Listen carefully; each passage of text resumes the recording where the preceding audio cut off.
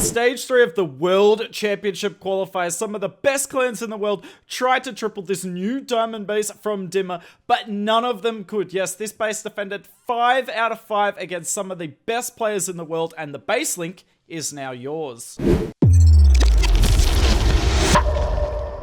We're going to start off with a Queen Charge Recall Super Drag Kit. Now, obviously, this isn't exactly a meta strategy, but this is definitely a strategy you see some of the best players use in wars. Particularly the recall strategy. Hit this base a couple of times, and you can see why, because the Eagle Artillery is quite isolated on this base. So just because you don't see a lot of recall doesn't mean you won't see it on this base, because it's definitely the right base for it. But don't worry, this base has a few tricks up its sleeve.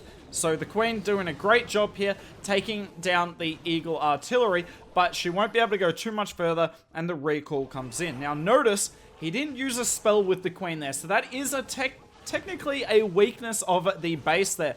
But Dima's ready for that. He knows what the second portion of this attack will be, because there's not really many options for the attacker here. So what are they going to do? Come in from the back side of the base, but this sweeper will get engaged, which is perfect for us. And the only way Tashan here is going to get the town hall down is with a battle blimp across the base. So, are we ready for this battle blimp? You know we are. Freeze comes in on the sweeper. Look at how good this sweeper's been. Just being a complete and utter nuisance for the super drags. The Queen ability goes off. The scatter shot is now locked onto the healers. The healers have perished. And look at this. This attack's falling apart so quickly. And that's all because of the sweeper. Look at all those red bombs. Then the NATO as well. This base is baited for this exact thing. Now, the town hall will go down eventually. You're not going to see any one-star attacks today. I will admit that. But that's because this base went up against the best players in the world. What was there? 32 teams that came into this stage, and only 16 could leave. And yes, this base held on in all 5 of the wars, which definitely helped Bad Singer. Unfortunately, they did not get through this stage, as we'll fast forward through the second half of this attack. But they were definitely helped by this OP base.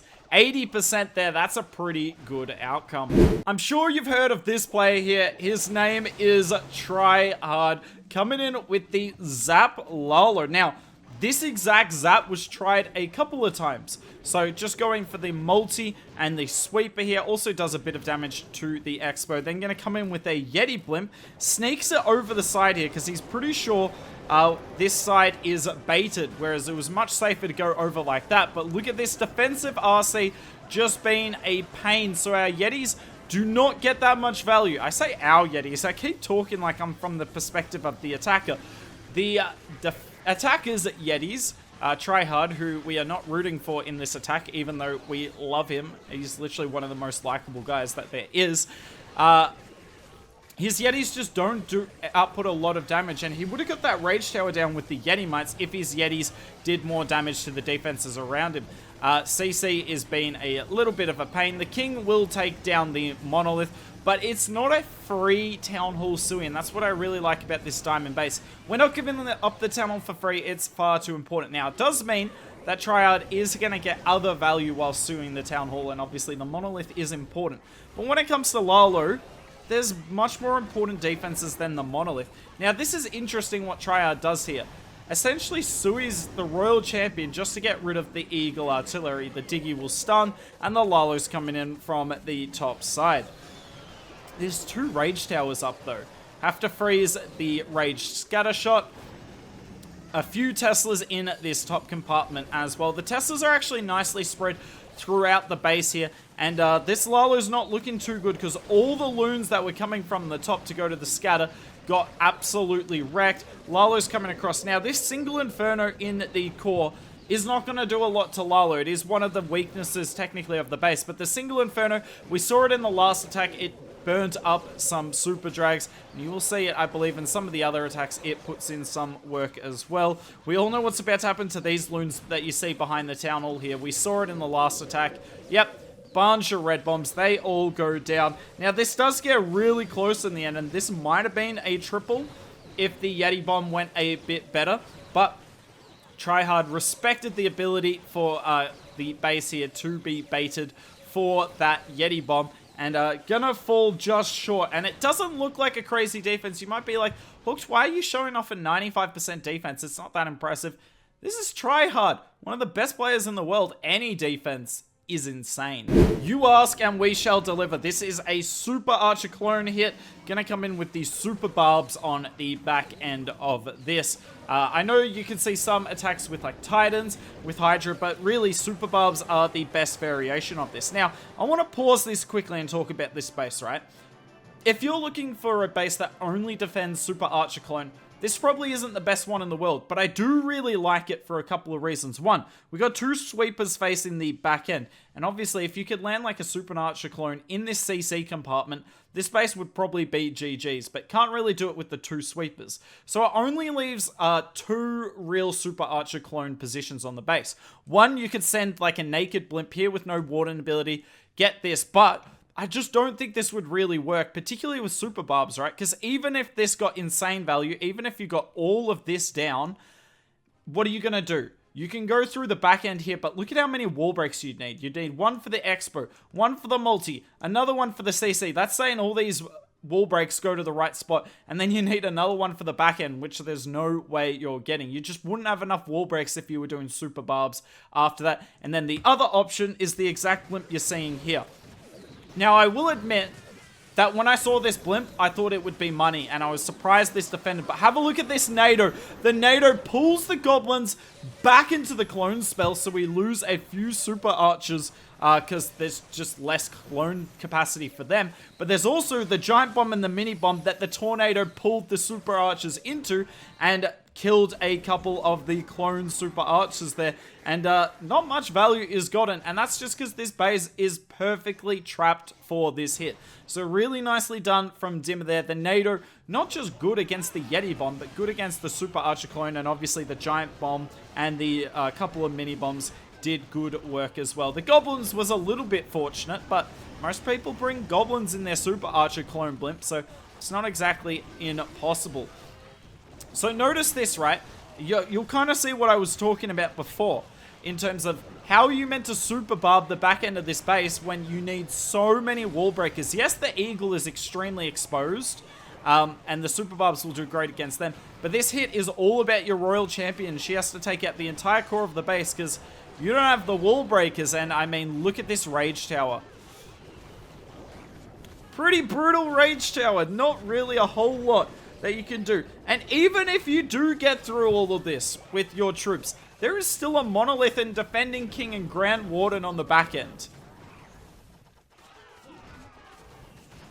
Now, Noko is trying to save onto the super barbs here, so that he's got some to deal with the back end. But our royal champion's gone down because we had to use it early to get rid of those core multis that was so difficult to get to.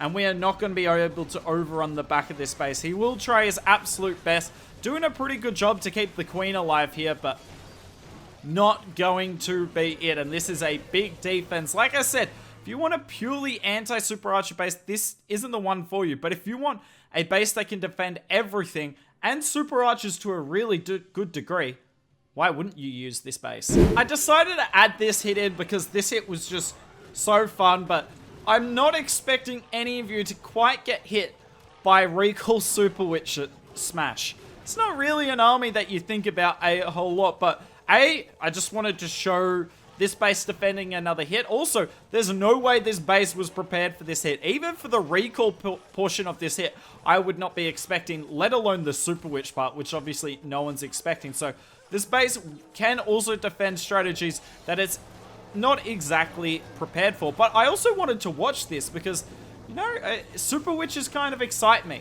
Obviously, they're not the most amazing troop to physically watch, but I do enjoy watching them as a pure smash troop. So I was going to put this one in the video. Really nicely done there from Ethan. Gets rid of the monolith, but also gets a really big funnel. But you will see it's not a perfect funnel, but it's close enough. And here come the Super Witches from the bottom. I mean, they are so tanky.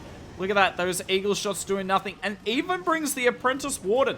And the Apprentice Warden with this army makes a whole lot of sense, because the big boys and the Super Witches would get the extra health buff. I would love to know How much extra HP is in this group of troops because the Apprentice Warden's here?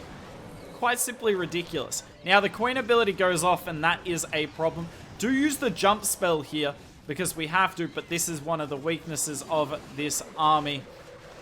Is, I mean, it's such a slow troop, especially if you can't open up the whole base, and you cannot open up this whole base. The core of this base is really well segmented, and that single Inferno put in so much work there.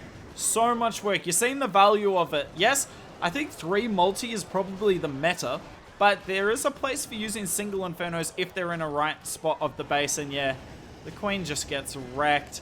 I mean, this hit possibly could have worked. Okay, nah, it definitely couldn't have worked. Still have plenty of spells, but yeah, a lot of base. And look at this RC. I'm sorry, I kind of skipped through that quickly, but a Raged Royal Champion, because of well-placed ground skellies, got 0 value. The Monolith wasn't even here. Imagine if the Monolith was there. And yeah, that is a really low % hit. Yeah, that wasn't triple. If you want the base link, it is down in the description below. Thank you so much for watching this far. If you enjoyed it, or if you've got any questions about base building, ask them down in the comments below. Yeah, that's it from us. Hope you enjoyed the video, and maybe we'll see you soon.